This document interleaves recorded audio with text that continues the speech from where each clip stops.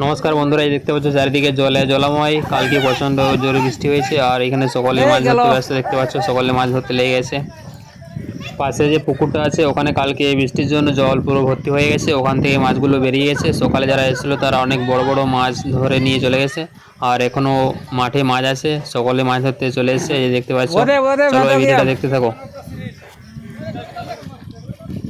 এদিকে দেখতে পাচ্ছ বুদ্ধদেব কত বড় একটা মাছ ধরেছে। এই যে দেখতে পাচ্ছ হাতে মাছ আছে আর ছোট একটা জাল আছে ওর হাতে। ওর বাবা দুটো বড় মাছ ধরেছে সকালে, আর বুদ্ধদেব এই যে একটা মাছ ধরেছে দেখতে পাচ্ছ হাতে। নিকিন को अड़ी हको साब को जा सेता तक हज सेता को हज